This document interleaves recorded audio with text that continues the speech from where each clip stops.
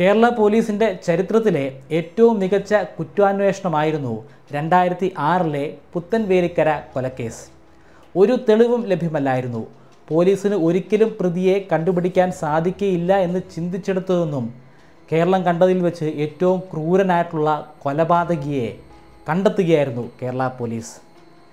ആ കൊലപാതക അന്വേഷണത്തെക്കുറിച്ച് പറയുന്നതിന് മുൻപ് അതിന് തൊട്ടു മുമ്പായിട്ട് നടന്നിട്ടുള്ള കുറേയധികം കൊലപാതകങ്ങളെക്കുറിച്ച് അല്ലെങ്കിൽ കൊലപാതക പരമ്പരയെക്കുറിച്ച് നമ്മൾ അറിഞ്ഞിരിക്കേണ്ടതായിട്ടുണ്ട്. കാരണം എല്ലാം തമ്മിൽ പരസ്പരം കണക്റ്റഡാണ്. പുത്തൻവേലിക്കരയിലെ കൊലപാതകം നടക്കുന്നത് 2006 ഒക്ടോബർ മാസത്തിലാണ്. എന്നാൽ ഒരു 3 വർഷം മുൻപ് ഈ കൊലപാതക പരമ്പര ആരംഭിച്ചിട്ടുണ്ടായിരുന്നു. 2003 സെപ്റ്റംബർ മാസം തൃശ്ശൂരിലെ മാളയാണ് സ്ഥലം. 53-കാരനായ ജോസ് അയാളുടെ വീട്ടിൽ ഒറ്റയ്ക്കാണ് താമസിക്കുന്നത്. അത് എല്ലാവർക്കും അറിയാവുന്ന കാര്യമാണ്. പക്ഷേ ആ ദിവസം മാളയിലെ ആളുകൾ ഞെട്ടലോടുകൂടി തന്നെയാണ് ജോസിനെ കാണുന്നത്. അദ്ദേഹം മരിച്ചിരിക്കുന്നു. അദ്ദേഹത്തിൻ്റെ കിടപ്പറയിൽ, അദ്ദേഹത്തിൻ്റെ കട്ടിലിൽ ഉറങ്ങുന്ന അവസ്ഥയിലാണ് ശവശരീരം. അതായത് ഉറങ്ങിക്കൊണ്ടിരിക്കുന്ന അവസ്ഥയിൽ അദ്ദേഹത്തിൻ്റെ തലയിൽ ആരോ ഇരുമ്പ് ദണ്ട് ഉപയോഗിച്ചിട്ട് പ്രഹരിക്കുകയായിരുന്നു. അപ്പോൾ തന്നെ മരണം സംഭവിച്ചിട്ടുണ്ടായിരിക്കണം. കാരണം പുതച്ചു മൂടി ഉറങ്ങുന്ന അവസ്ഥയിൽ തന്നെയാണ് ശവശരീരം കണ്ടെത്തിയിരിക്കുന്നത്. അത്രയും ക്രൂരമായിട്ടുള്ള ഒരു ക്ഷതമാണ് അദ്ദേഹത്തിൻ്റെ തലയ്ക്ക് ഏറ്റുവാങ്ങേണ്ടി വന്നത്. അവിടെ മോഷണം നടന്നിട്ടുണ്ട്. പോലീസ് കണ്ടെത്തിയത് 17,000 രൂപയുടെ കവർച്ച നടന്നുവെന്നാണ്. 2004 മാർച്ച് മാസത്തിലെ ഒരു പ്രഭാതം. മാള തന്നെയാണ് സ്ഥലം. ആ വീട്ടിൽ താമസിക്കുന്നവരെല്ലാവരും സ്ത്രീകളാണ്, മുസ്ലിംസ് ആയിട്ടുള്ള സ്ത്രീകൾ. അതിൽ ഏറ്റവും മുതിർന്ന സ്ത്രീയാണ് നബീസ. മധ്യവയസ്കയായിട്ടുള്ള നബീസയുടെ ശവശരീരം വീടിൻ്റെ പിന്നിൽ നിന്നാണ് ലഭ്യമായത്. വീടിൻ്റെ വെളിയിൽ പൈപ്പിൻ്റെ ചുവട്ടിൽ നിന്നും ശരീരം ലഭ്യമായിട്ടുണ്ട്. ആ ശരീരത്തിൻ്റെ തലയിൽ എന്തോ ഇരുമ്പ് ദണ്ടുകൊണ്ട് ആഞ്ഞ് അടിച്ചിട്ടുള്ള പാടുണ്ട്. തലയൊട്ടി പൊട്ടിയാണ് മരണം സംഭവിച്ചിരിക്കുന്നത്. വീടിൻ്റെ ഉള്ളിൽ കട്ടിൽ കിടന്നുറങ്ങുന്ന അവസ്ഥയിൽ 22 വയസ്സുകാരിയായ ഫൗസിയയുടെ മൃതദേഹവും കണ്ടെത്തിയിട്ടുണ്ട്. ഫൗസിയയുടെ തലയിലും ക്രൂരമായിട്ടുള്ള പ്രഹരം ഏറ്റിട്ടുണ്ട്. തലയൊട്ടി തകർന്നാണ് മരണം സംഭവിച്ചിരിക്കുന്നത്. അവർക്ക് പുറമെ 28 വയസ്സുകാരിയായ നൂർജഹാനും ആ വീട്ടിലുണ്ടായിരുന്നു. അവരുടെ തലയ്ക്കും കാര്യമായിട്ടുള്ള ക്ഷതമേറ്റിട്ടുണ്ട്. പക്ഷേ അവരുടെ ജീവൻ നിലനിർത്താൻ സാധ്യമായി. മാസങ്ങൾ നീണ്ടിട്ടുള്ള പരിചരണത്തിനൊടുവിലാണ് അവരെ ജീവിതത്തിലേക്ക് മടക്കി കൊണ്ടുവരാൻ സാധ്യമായത്. ഇവർ 3 പേർക്കും പുറമെ അവിടെ 2 കൊച്ചു കുട്ടികളും ഉണ്ടായിരുന്നു. കൊലപാതകി ആ കുട്ടികളോട് കരുണ കാണിച്ചു. അതൊരു കരുണയെന്ന് തന്നെയാണെന്ന് പറയാൻ നമുക്ക് സാധിക്കുകയില്ല. കാരണം ഈ കൊലപാതകങ്ങൾ തീർച്ചയായിട്ടും അവർ കണ്ടിട്ടുണ്ടായിരിക്കും. ഫൗസിയെ തലയ്ക്ക് അടിച്ചു കൊല്ലുമ്പോഴെങ്കിലും ആ ശബ്ദം കേട്ട് അവർ കട്ടിൽ നിന്നും ഉണർന്ന് എഴുന്നേറ്റിട്ടുണ്ടായിരിക്കും. അവരുടെ മുൻപിൽ വെച്ച് തന്നെയായിരിക്കും അവരുടെ പ്രിയപ്പെട്ട നൂർജഹാൻ്റെ തലയും അയാൾ അടിച്ച് തകർത്തത്.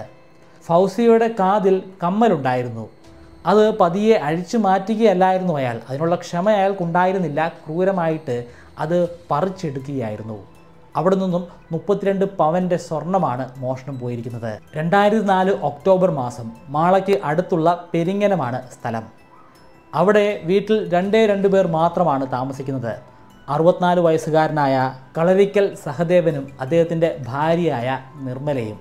2 പേരെയും കിടപ്പറയിൽ കിടന്നുറങ്ങുന്ന രീതിയിൽ തന്നെയാണ് കണ്ടെത്തിയിരിക്കുന്നത്. അവർ 2 പേരുടെയും തലയിൽ കമ്പിപ്പാര കൊണ്ടുള്ള ശക്തമായിട്ടുള്ള അടിയേറ്റിട്ടുണ്ട്. അതിനെ തുടർന്നാണ് മരണം സംഭവിച്ചിരിക്കുന്നത്. അവിടെ നിന്നും 11 പവൻ്റെ മോഷണമാണ് സംഭവിച്ചത്. 2005 ഓഗസ്റ്റ് മാസം. സ്ഥലം പരവൂരിലെ ബിവറേജ് ആണ്. അന്ന് നൈറ്റ് പെട്രോളിങ്ങിന് ഇറങ്ങിയ 2 പോലീസുകാർ ഈ ബിവറേജിന് മുൻപിൽ ഒരു വ്യക്തി കിടക്കുന്നതായിട്ട് കണ്ടു. ഒറ്റ നോട്ടത്തിൽ തന്നെ അതവിടുത്തെ സെക്യൂരിറ്റി ജീവനക്കാരനാണെന്ന് അവർക്ക് ബോധ്യമായി. അടുത്തെത്തിയപ്പോഴാണ് അയാളുടെ തല പൊട്ടി അവിടെ നിന്നും രക്തം ഒലിക്കുന്നതായിട്ട് കണ്ടത്. അപ്പോൾ തന്നെ സുഭാഷകൻ എന്ന ആ സെക്യൂരിറ്റി ഉദ്യോഗസ്ഥനെ പോലീസുകാർ അടുത്തുള്ള ആശുപത്രിയിൽ എത്തിച്ചു. പക്ഷേ അതിനു മുൻപ് തന്നെ സുഭാഷകൻ മരിച്ചിട്ടുണ്ടായിരുന്നു. ബിവറേജിൽ മോഷണം നടന്നത് അടുത്ത ദിവസമാണ് അറിയുന്നത്. 1 മാസത്തെ കളക്ഷൻ ഒന്നിച്ചാണ് ബാങ്കിൽ കൊണ്ടുപോയി ഡെപ്പോസിറ്റ് ചെയ്യുന്നത്. അതുകൊണ്ട് തന്നെ വലിയൊരു തുക ബിവറേജിൽ ഉണ്ടായിരുന്നു. അതാണ് ഇപ്പോൾ മോഷണം പോയിരിക്കുന്നത്.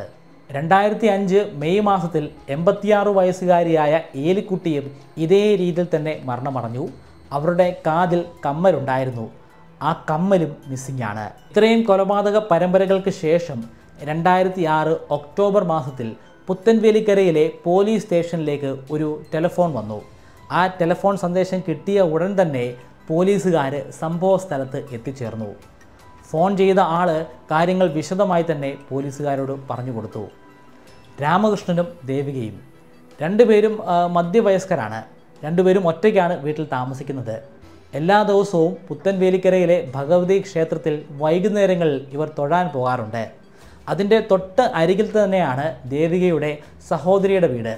ആ വീട്ടിൽ പോയി അവരുമായിട്ട് സംസാരിച്ചതിന് ശേഷം മാത്രമേ അവർ മടങ്ങി വീട്ടിലേക്ക് പോവുകയുള്ളൂ. പക്ഷേ കഴിഞ്ഞ 2 ദിവസമായിട്ട് ഇവരുടെ ഒരു അനക്കവുമില്ല. അവർ ക്ഷേത്രത്തിലേക്ക് വന്നിട്ടില്ല. സംശയം തോന്നിയ ദേവകിയുടെ സഹോദരിയുടെ ഭർത്താവ് ഇവരുടെയെല്ലാം കോമൺ ഫ്രണ്ടായ വിശ്വനാഥനോട് കാര്യം തിരക്കി. വിശ്വനാഥനും ഇതേ കാര്യം തന്നെയായിരുന്നു പറയാനുണ്ടായിരുന്നത്. കഴിഞ്ഞ 2 ദിവസമായി ഇവരുമായിട്ട് ഒരു കോണ്ടാക്റ്റുമില്ല. എന്തായാലും നേരിട്ട് അവരുടെ വീട്ടിൽ പോയി കാര്യം അന്വേഷിക്കാമെന്ന് രണ്ടുപേരും തീരുമാനിച്ചു. വീടിൻ്റെ മുൻപിലെത്തിയപ്പോൾ അവർ ആദ്യം കാണുന്നത് വെളിയിൽ കിടക്കുന്ന കഴിഞ്ഞ 2 ദിവസത്തെ പത്രമാണ്. അത് ആരും എടുത്തിട്ടില്ല. കഴിഞ്ഞ 2 ദിവസമായി ഇവരിവിടെ ഇല്ല എന്നാണ് അവർക്ക് തോന്നിയത്. പക്ഷേ അടഞ്ഞു കിടക്കുന്ന വീടിൻ്റെ ഉള്ളിൽ ഏതാനും മുറികളിൽ ലൈറ്റ് ഓണാണ്. മുൻവശത്തെ ജനലിലൂടെ ഉള്ളിലേക്ക് നോക്കിയപ്പോൾ അവിടെ ഒരു ടേബിളിൻ്റെ ഡ്രോ വെളിയിലേക്ക് തുറന്നിട്ടിരിക്കുന്ന അവസ്ഥയിലാണ് കാണപ്പെടുന്നത്. അതുകൊണ്ട് തന്നെയാണ് അവർ വീടിൻ്റെ പിൻഭാഗം ഒന്ന് നിരീക്ഷിക്കാനായിട്ട് ശ്രമിച്ചത്. പിൻഭാഗത്തെത്തിയപ്പോൾ അവിടെ വാതിൽ പാതി ചാരിയ അവസ്ഥയിലാണ്. ആ വാതിലിലൂടെ അവർ ഉള്ളിലേക്ക് കടന്നു. അവർ ആദ്യം പോകുന്നത് കിടപ്പറയിലേക്കാണ്. കിടപ്പറയിലെ ദൃശ്യം കണ്ടപ്പോൾ അവർ ശരിക്കും ഞെട്ടിപ്പോയി. അവിടെ ദേവകി മലർന്നു കിടക്കുകയാണ്. അവരുടെ തല പൊട്ടിയിട്ടുണ്ട്. ആ മുറി മുഴുവനും ചോര കൊണ്ട് നിറഞ്ഞിരിക്കുകയാണ്. ആ കാഴ്ച കണ്ടപ്പോൾ അവർ രണ്ടുപേരും അറിയാതെ നിലവിളിച്ചു പോയി. പിന്നീടുള്ള അന്വേഷണങ്ങൾ അയൽവക്കത്തുള്ള ആളുകളെ കൂടി കൂട്ടിയതിന് ശേഷമാണ് അവർ നടത്തിയത്. ആ അന്വേഷണത്തിൽ അവർക്ക് രാമകൃഷ്ണനെ കണ്ടെത്താൻ സാധിച്ചു. അദ്ദേഹത്തിൻ്റെ തലയിലും ഗുരുതരമായിട്ടുള്ള പരിക്കുകൾ ഏറ്റിട്ടുണ്ട്. പക്ഷേ ജീവൻ്റെ ഒരു തുടിപ്പുണ്ട് എന്നുള്ള ഒരു സൂചന അവർക്ക് കിട്ടി. അതുകൊണ്ട് തന്നെ വളരെ വേഗതയിൽ അവർ ആശുപത്രിയിലേക്ക് രാമകൃഷ്ണനെ എത്തിച്ചു. രാമകൃഷ്ണൻ ഇപ്പോഴും ജീവിച്ചിരിപ്പുണ്ട്. പോലീസ് വന്ന് അന്വേഷിച്ചപ്പോഴാണ് ക്രൂരമായിട്ടുള്ള ആ കൊലപാതകത്തെക്കുറിച്ച് കൂടുതൽ കാര്യങ്ങൾ മനസ്സിലാക്കാൻ സാധിച്ചത്. ദേവകിയുടെ കയ്യിലെ വള കവർന്നെടുക്കാൻ വേണ്ടിയായിരിക്കണം ഇടത് കൈ മുറിച്ചു മാറ്റിയിട്ടുണ്ട്. കഴിഞ്ഞ കൊലപാതക പരമ്പരകളിൽ നിന്നൊന്നും ഒരു രീതിയിലുള്ള തെളിവുകളും പോലീസിന് സ്വന്തമാക്കാൻ സാധിച്ചില്ല. ഒരു രീതിയിലുള്ള വിരലടയാളവും അവിടെ ഉണ്ടായിരുന്നില്ല. നായയെ ഉപയോഗിച്ച് മണം പിടിപ്പിക്കാനായിട്ട് ശ്രമിച്ചു. പക്ഷേ അത് വിഫലമായിരുന്നു. കാരണം അവിടെ പല സ്ഥലങ്ങളിലായിട്ട് ആ കൊലപാതകി മണ്ണെണ്ണ തൂകിയിട്ടുണ്ടായിരുന്നു. മാത്രമല്ല അടുക്കളയിലെ ഗ്യാസിൻ്റെ സിലിണ്ടറും തുറന്നു വിട്ടിട്ടുണ്ടായിരുന്നു. ഇതെല്ലാം ചെയ്തത് അതിക്രൂരനായിട്ടുള്ള മനസാക്ഷിയില്ലാത്ത ഒരു കൊലപാതകിയാണെന്ന് വ്യക്തമായിരുന്നു. അയാൾ അതിബുദ്ധിമാനുമാണ്. വളരെ വിദഗ്ധമായിട്ടാണ് ഈ കൊലപാതകങ്ങളൊക്കെ അയാൾ ചെയ്തു കൂട്ടിയിരിക്കുന്നത്. ഇത്തരത്തിൽ ക്രൂരമായിട്ട് കൊലപാതകം ചെയ്ത് കവർച്ച നടത്താൻ സാധ്യതയുള്ള വ്യക്തികളുടെ ലിസ്റ്റ് എടുത്തു. ആ ലിസ്റ്റിലുള്ള ആരുമല്ല ഈ കൊലപാതകം ചെയ്തതെന്ന് പോലീസുകാർക്ക് മനസ്സിലായി. കാരണം ഈ കൊലപാതകങ്ങളൊക്കെ നടക്കുമ്പോൾ ഇവർ മറ്റ് പല സ്ഥലങ്ങളിലായിരുന്നു. അതിൻ്റെ കൃത്യമായിട്ടുള്ള തെളിവുകൾ പോലീസുകാർക്ക് ലഭ്യമായിട്ടുണ്ട്. അന്വേഷണം വഴിമുട്ടി നിൽക്കുന്ന ഘട്ടത്തിലാണ് ഒരു സീക്രട്ട് സ്ക്വാഡിനെ രൂപീകരിക്കുന്നത്. ഈ സ്ക്വാഡിൻ്റെ പ്രത്യേകത എന്ന് പറയുന്നത് ഇതിലുള്ള അംഗങ്ങളെ കണ്ടാൽ അവർ പോലീസുകാരാണെന്ന് തോന്നിക്കുകയില്ല. അതുതന്നെയായിരുന്നു പോലീസ് ഡിപ്പാർട്ട്മെൻറ്റിൻ്റെ ഉദ്ദേശവും. പോലീസിൻ്റെ വേഷത്തിലല്ല ഇവർ അന്വേഷണം നടത്തുന്നത്. ഈ പ്രദേശങ്ങളിൽ ജോലി അന്വേഷിച്ച് വന്ന ആളുകളായിട്ട് മാത്രമാണ് ഇവർ ബിഹേവ് ചെയ്യുന്നത്. അവിടെയുള്ള പല സ്ഥലങ്ങളിലും ഇവർ പോയി ആളുകളുമായിട്ട് സംസാരിക്കാൻ തുടങ്ങി. അവരുമായിട്ട് സൗഹൃദമുണ്ടാക്കാൻ തുടങ്ങി. അടുത്തുള്ള ബാറിലും ഷാപ്പിലുമൊക്കെ ഇവർ നിത്യ സന്ദർശകരായി. കാരണം ഇത്തരത്തിൽ കൊലപാതകം ചെയ്യുന്ന വ്യക്തികൾ പോകാൻ സാധ്യതയുള്ള സ്ഥലങ്ങളാണ് ഈ ഷാപ്പും ബാറുമൊക്കെ. ആ ഒരു അനുമാനത്തിലേക്കാണ് പോലീസ് എത്തിച്ചേർന്നത്. എന്തായാലും ആ അന്വേഷണത്തിന് ഒരു ഫലം കിട്ടി. ഒരു വ്യക്തിയുടെ പേര് അവർക്ക് ലഭ്യമായി. ആ വ്യക്തിയുടെ പേര് തമ്പി എന്നാണ്. തമ്പിയോട് ചോദിച്ചു കഴിഞ്ഞാൽ ഇത്തരത്തിലുള്ള കാര്യങ്ങൾ അറിയാനുള്ള സാധ്യത ഉണ്ടെന്ന് കുറേയധികം ആളുകൾ അഭിപ്രായപ്പെട്ടു. അങ്ങനെയാണ് തമ്പിയെ ഇവർ ട്രേസ് ചെയ്യുന്നത്. പക്ഷേ തമ്പി ഈ കൊലപാതകം ചെയ്യാനുള്ള സാധ്യതയില്ല. കാരണം കൊലപാതകം നടന്ന തീയതികളിൽ തമ്പി മറ്റ് പല സ്ഥലങ്ങളിലും ഉണ്ടായിരുന്നു. കൂടാതെ ഇത്തരത്തിലുള്ള കൊലപാതകം ചെയ്തിട്ടുള്ള ഒരു ഹിസ്റ്ററി തമ്പിക്കില്ല. എങ്കിൽ പോലും ക്രൂരനായിട്ടുള്ള ഒരു കള്ളൻ തന്നെയാണ് തമ്പി. തമ്പിയുമായിട്ട് അടുത്ത സൗഹൃദം ഉണ്ടാക്കിയെടുക്കാനായിട്ട് ഈ സീക്രട്ട് സ്ക്വാഡ് ശ്രമിച്ചു. അയാൾ ഒരു സ്ഥിരം മദ്യപാനിയായിരുന്നു. അതുകൊണ്ട് തന്നെ അയാളോടൊപ്പം ഷാപ്പിലും ബാറിലുമായിട്ടൊക്കെ ഇരുന്ന് ഇവർ മദ്യപിക്കുകയും സംസാരിക്കുകയും തമാശ പറയുകയും ഒക്കെ പതിവായിരുന്നു. അങ്ങനെ ഇരിക്കെ ഒരു ദിവസം ഒരു പോലീസുകാരൻ വെറുതെ ഒരു കമൻ്റ് അടിച്ചു. ഈ പുത്തൻവേലിക്കരയിൽ നടന്ന കൊലപാതകം അതൊരിക്കലും ഒരു മലയാളിക്ക് ചെയ്യാൻ സാധിക്കുകയില്ല, ഉറപ്പായിട്ടും അതൊരു ബംഗാളിയോ അല്ലെങ്കിൽ ഒരു തമിഴനോ ആയിരിക്കും. പക്ഷേ തമ്പി അത് നിഷേധിച്ചു. ആര് പറഞ്ഞ് മലയാളികൾക്ക് ഇത് ചെയ്യാൻ സാധിക്കുകയില്ലെന്ന്? ഇങ്ങനത്തെ ക്രൂരകൃത്യം ചെയ്യാൻ സാധിക്കുന്ന ഒരു വ്യക്തി ഈ മാളയിൽ തന്നെയുണ്ട്. അയാളുമായിട്ട് ഞാൻ സംസാരിച്ചിട്ടുണ്ട്. ഇങ്ങനെയുള്ള കൊലപാതകങ്ങൾ ചെയ്തിട്ടുണ്ട് എന്ന രീതിയിലാണ് അയാൾ എന്നോട് സംസാരിച്ചത്. പണം കിട്ടാൻ അയാൾ എന്തും ചെയ്യും, അതെനിക്ക് ഉറപ്പാണ്. ആ വ്യക്തിയുടെ പേരെന്താണെന്ന് ചോദിച്ചു. ജയാനന്ദൻ. പോലീസിൻ്റെ റെക്കോർഡിൽ അന്നുവരെ ഇല്ലാത്ത ഒരു പേര്. പോലീസ് ജയാനന്ദനെക്കുറിച്ച് അന്വേഷിച്ചു. അയാളൊരു മീൻപിടുത്തക്കാരനാണ്. സാമ്പത്തികമായിട്ട് വലിയ മെച്ചമൊന്നുമില്ലാത്ത ജോലിയാണ് അയാൾ വർഷങ്ങളായിട്ട് ചെയ്തു പോരുന്നത്. കുറേ നാളായിട്ട് അയാൾ സൈക്കിളിലായിരുന്നു സഞ്ചരിക്കുന്നത്. പക്ഷേ ഇപ്പോൾ അയാൾ സഞ്ചരിക്കുന്നത് ഒരു മാരുതിയിലാണ്. അയാൾക്ക് വണ്ടി ഓടിക്കാൻ അറിയില്ല. അതുകൊണ്ട് തന്നെ മാരുതി ഓടിക്കാൻ ഒരു ഡ്രൈവറെ കൂടി അയാൾ നിയമിച്ചിട്ടുണ്ട്. പോലീസുകാർക്ക് സംശയിക്കാൻ വേറെ ഒന്നും വേണ്ടായിരുന്നു. പെട്ടെന്ന് അയാളുടെ കയ്യിൽ എങ്ങനെയാണ് പണമുണ്ടായത്? അത് അയാളെ ചോദ്യം ചെയ്താൽ മാത്രമേ അറിയാൻ സാധിക്കുകയുള്ളൂ. പോലീസ് അതിവിദഗ്ധമായിട്ട് തന്നെ ഒരു സംശയവും ജനിപ്പിക്കാതെ അയാളെ അറസ്റ്റ് ചെയ്ത് കസ്റ്റഡിയിലെടുത്തു. പോലീസുകാരുമായിട്ട് വലിയ രീതിയിലുള്ള ഒരു സംസർഗമൊന്നും മുൻപ് ഉണ്ടായിരുന്നില്ല ജയാനന്ദന്. ആ ഒരു എക്സ്പീരിയൻസിലെ കുറവ് പോലീസുകാർ നല്ല രീതിയിൽ തന്നെ മുതലെടുത്തു. പോലീസിൻ്റെ ചോദ്യം ചെയ്യൽ അയാൾക്ക് ഒന്നും മറച്ചു വയ്ക്കാൻ സാധിച്ചില്ല. അയാളെല്ലാം തത്ത പറയും പോലെ തന്നെ പറഞ്ഞു. മീൻ പിടിക്കുക എന്ന് പറയുന്നത് അയാളെ സംബന്ധിച്ചിടത്തോളം ഒരു ഉപജീവന മാർഗമല്ല ആയിരുന്നു. പക്ഷേ അത് ഇപ്പോഴങ്ങനെയല്ല. എന്നും അയാൾ ഒരു സ്ഥലത്തല്ല പോവുക, പല സ്ഥലങ്ങളിലായിട്ട് ഈ ചീനവല ഉള്ള സ്ഥലത്തേക്ക് പോകും. രാത്രികാലങ്ങളിലായിരിക്കും ഈ ചീനവലയുമായി ബന്ധപ്പെട്ടിട്ടുള്ള തൊഴിൽ ചെയ്യുക. അതുകൊണ്ട് രാത്രിയിൽ പോവുക, വെളുപ്പിനെ മടങ്ങി വരിക, ഈ രീതിയിലാണ് അയാളുടെ ജീവിതചര്യ മുന്നോട്ട് പോകുന്നത്. ആരും സംശയിക്കില്ല. കാരണം രാത്രിയിൽ സഞ്ചരിക്കേണ്ട ഒരു വ്യക്തിയാണ്, രാത്രിയിൽ തൊഴിൽ ചെയ്യുന്ന മാന്യമായി ജീവിക്കേണ്ട ഒരു വ്യക്തിയാണ്. അയാൾ ഇങ്ങനെ യാത്ര ചെയ്യുന്ന സമയത്തൊക്കെ ചുറ്റുപാടുമുള്ള വീടുകൾ പരിശോധിക്കും. ഏതൊക്കെ വീടുകൾ ആരൊക്കെയാണ് താമസിക്കുന്നതെന്ന് മനസ്സിലാക്കും. സ്ത്രീകൾ മാത്രം താമസിക്കുന്ന വീടുകൾ ഏതാണെന്ന് തിരിച്ചറിയും. പുരുഷന്മാർ മാത്രമാണെങ്കിൽ പോലും ഒറ്റയ്ക്ക് താമസിക്കുന്ന പുരുഷന്മാർ എവിടെയാണ്, അല്ലെങ്കിൽ ഒന്നോ രണ്ടോ ആളുകൾ മാത്രം താമസിക്കുന്ന സ്ഥലങ്ങൾ ഏതൊക്കെയാണ്, അവിടെ ഏതെങ്കിലും രീതിയിലുള്ള ആഭരണമോ അല്ലെങ്കിൽ പണമോ ഉണ്ടായിരിക്കുമോ, ഈ കാര്യങ്ങളൊക്കെ തന്നെയും കൃത്യമായിട്ട് അന്വേഷിച്ച് അയാളുടെ ഇരയെ തിരഞ്ഞുപിടിക്കും.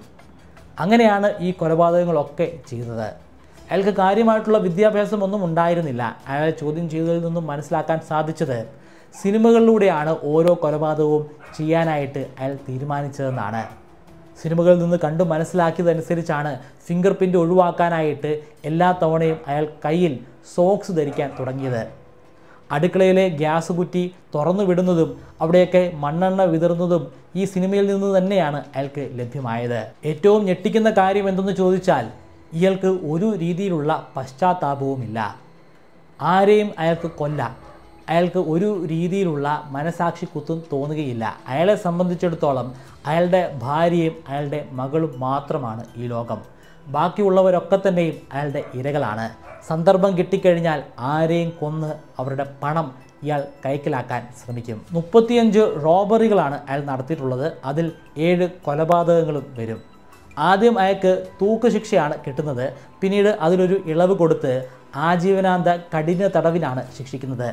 ഒരു തവണ പോലും പരോൾ കൊടുക്കരുതെന്ന് കർശനമായിട്ടുള്ള ഒരു നിർദ്ദേശവും കോടതിയുടെ ഭാഗത്തു നിന്നും ഉണ്ടായിരുന്നു.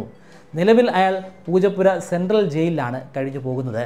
പക്ഷേ ഈ ഒരു ആജീവനാന്ത തടവിനിടയിൽ അയാൾ 2 തവണ വിദഗ്ധമായിട്ട് ജയിൽ ചാടി. 2 തവണയും അയാളെ പിടിക്കാൻ സാധിച്ചു. പക്ഷേ അതീവ സുരക്ഷിതത്വമുള്ള സെൻട്രൽ ജയിലിൽ നിന്നും എങ്ങനെയാണ് അയാൾ ജയിലിൽ ചാടിയതെന്ന് ഇന്നും പോലീസുകാരെ സംബന്ധിച്ചിടത്തോളം ഒരു അത്ഭുതം തന്നെയാണ്.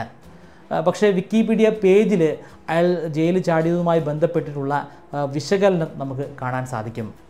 2 വർഷം മുൻപ് ജയാനന്ദൻ പത്രമാധ്യമങ്ങളിൽ വീണ്ടും നിറഞ്ഞു നിൽക്കുകയുണ്ടായി. കാരണം ആ ദിവസം അയാളുടെ മകളുടെ വിവാഹമായിരുന്നു. പോലീസിൻ്റെ സെക്യൂരിറ്റിയോട് കൂടിയാണ് അയാൾ അന്ന് സെൻട്രൽ ജയിലിൽ നിന്നും വിവാഹ മണ്ഡപത്തിൽ എത്തിച്ചേർന്നത്.